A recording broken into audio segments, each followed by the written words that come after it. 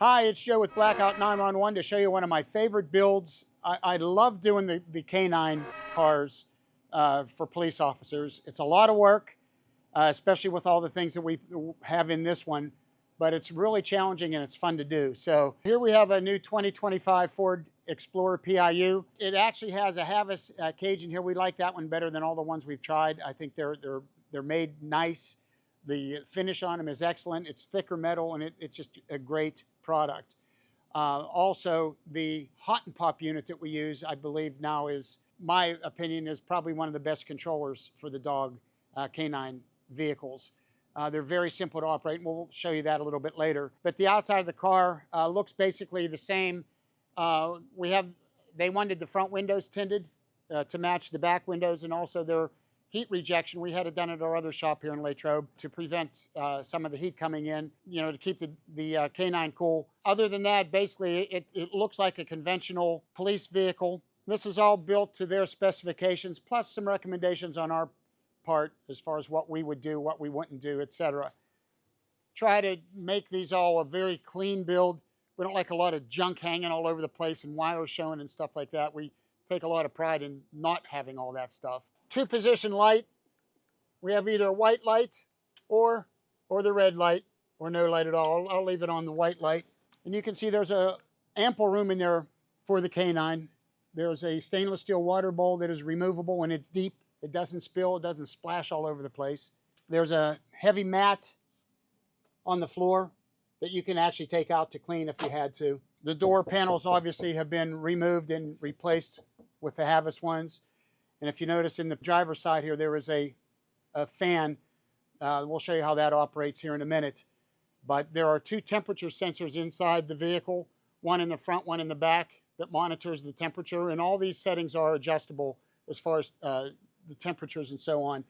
And what will happen when it reaches a certain temperature, the first thing that happens is the windows go down automatically on both sides, the fan kicks on, and the horn honks.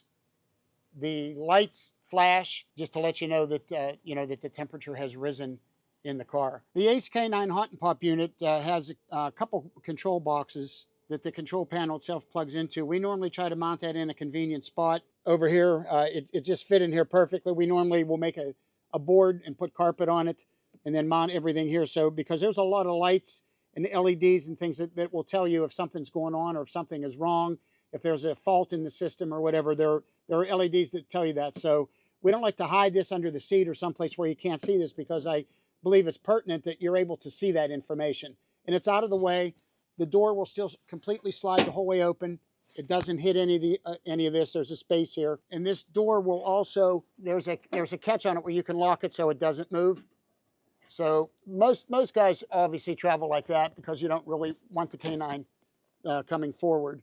But there's a slight slope to it. It's very nice. And then up above, I don't know if you see or not, but we have a Santa Cruz. They wanted a single gun lock. That's for an AR type gun. And it's made actually for the K9 vehicles.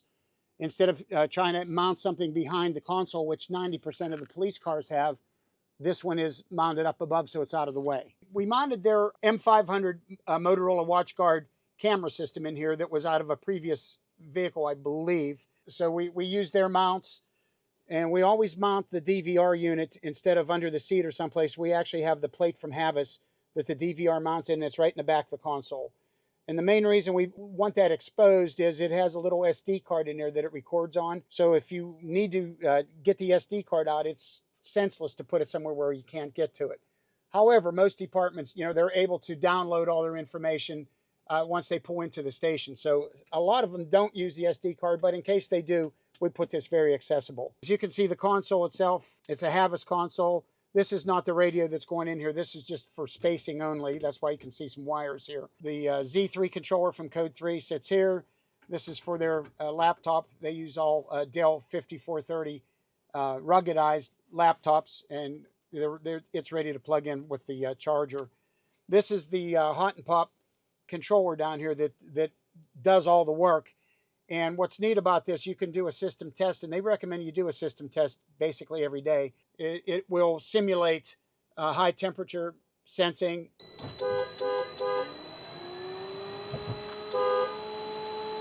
We also have a door popper on the passenger side, which is where they recommend it, that the officer can carry a remote with him. And if he needs to get the dog out in an emergency, there's an antenna on the roof, and this thing will transmit to that and pop the door open. So we noticed in a lot of the older ones that we used to do, the door popper was very violent. When you hit the button to pop it open, there's a solenoid in there that clicks, and then there's an actuator arm, and they would slam open. This one, if you push the button,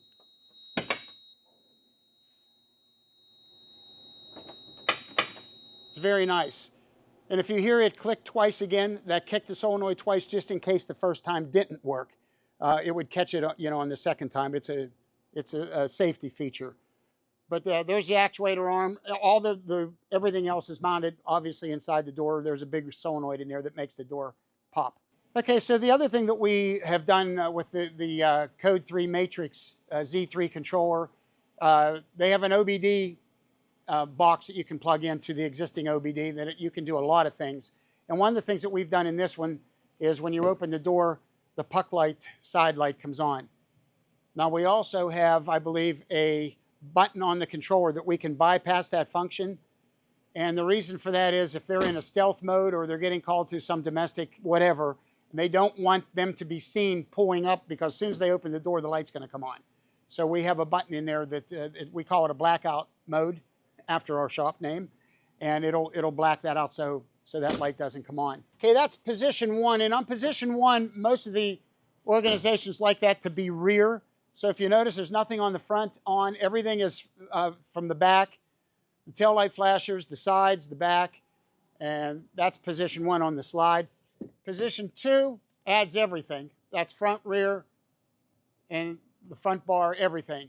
Now you notice the pattern that it's doing there now because it's in park. Now let me move to position three. Three is very similar, but you'll see what happens when I take it out of park and put it in drive. It's subtle, but it changes.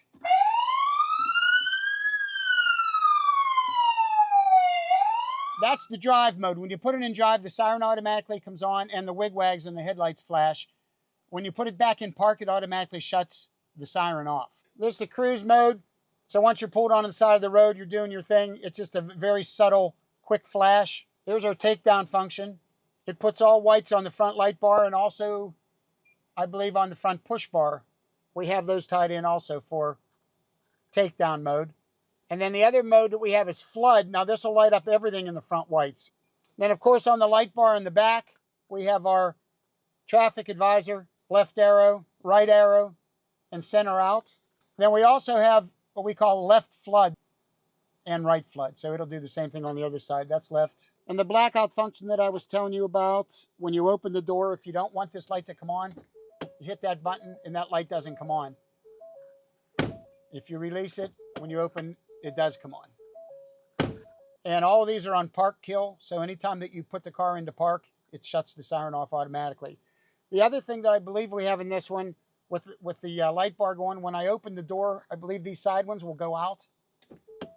So when the officer gets out of the vehicle, he's not blinded. When you shut it, then they come back on again. It obviously has the PA built in and also all the different siren tones.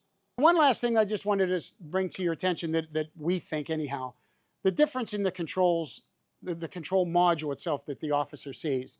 But if you see there's a bunch of buttons on here, no rhyme or reason to it.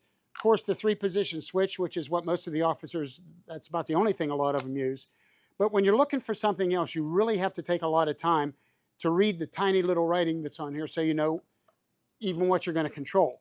Now let me show you that in comparison to the Code 3 controller. So the Code 3 controller, as you can see, has probably just as many buttons, but it's divided into 3 equal sections. This section here is all audio. And your 3-position switch is at top, because that's the very first thing you can touch to make all your lights and stuff. But everything else here is for the siren. Makes sense.